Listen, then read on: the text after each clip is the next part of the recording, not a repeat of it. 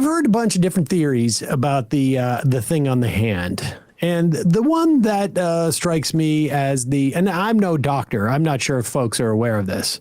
The one that strikes me as most plausible is that he received some type of IV there, right? I mean, there's a bruise on that hand.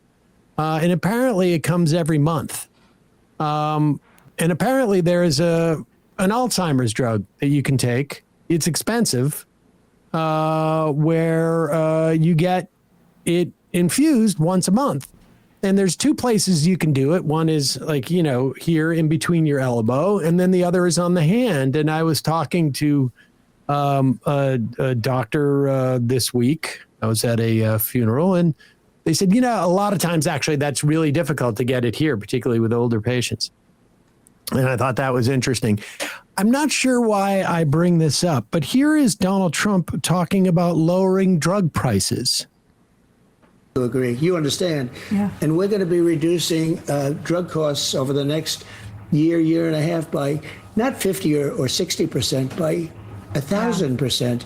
Because if you think a $10 pill so it'll be raised up from 10 to 20 because it's the world versus us. So the world is a bigger place. So it'll go from 10 to 20. It won't go from 10 to 50 or 60 for them, which is bearable. And it'll go from 10 to 20 for us. So you're talking about a monumental change in healthcare. That's going to affect Medicare, Medicaid, even Social Security. It's going to affect everything. That will be one of the biggest things you'll ever see done, because we've been paying for the healthcare of every nation in the world so stupidly. To agree. You know what I love is how McCallum wasn't like, wait, I'm sorry, could you explain to me again how going from 10 to 20 is 1,000% decrease? Shut up, bitch. You're disrupting my flow. Yeah. I'm doing the weave. First off, all of what he's saying, even if the numbers were like even within some type of like understandable framework, it's ridiculous. It is ridiculous that he thinks that these drug companies are going to give us a break because they're raising their prices in Europe, which I also am skeptical of. If they wanted to lower drug prices in this country, there's a couple of very easy ways. You have, continue on with the Biden and expand upon the Biden having Medicare negotiate these drug prices. They've reversed all that. You would also have the government produce generics of these drugs. They do it for the VA. I think the VA has the capacity to produce generics. So that's not, Warren introduced that bill, I think 2 or 3 years ago. I mean, that's just even before you get to the idea of like, it's going to go down 1,000% by going up by double. Yeah, Right. but I mean, really what Crystal it clear. is the classic fascist playbook, which is our internal problems are caused by the outsiders.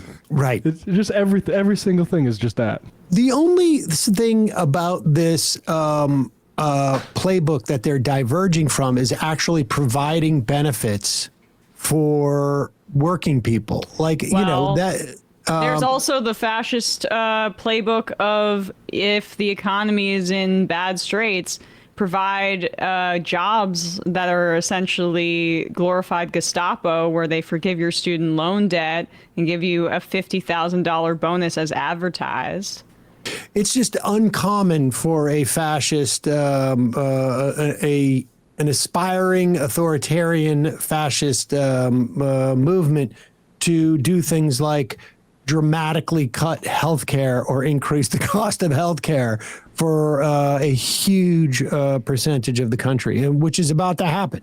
We're reducing the drug prices by 1,000% so that we can so that they'll increase, but it's not that much. You'll be able to deal with that. That's basically what he was saying. There's an author we should get on this actually, because like everyone knows about the Autobahn and that sort of stimulus spending that you think of the Nazis for, but there also was an austerity element to it, to fascism and Mussolini and Hitler. So Was there at the beginning? I don't know about the beginning, but over the course of it and a huge part of the project, the book is called The Capital Order by I think Clara Mattei.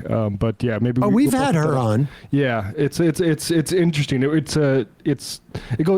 It was a huge part of it, the austerity thing too. But also, capitalism was failing, so you needed a certain level of government stimulus, and so that's why you saw the things like the Autobahn and that stuff. Yeah, wow. His first government suppressed the labor movement, pursued austerity. I kind of knew that, at least Mussolini. That's why Trump is the Mussolini and Netanyahu's the Hitler, if we're going to do these historical analogies. What's old is new again.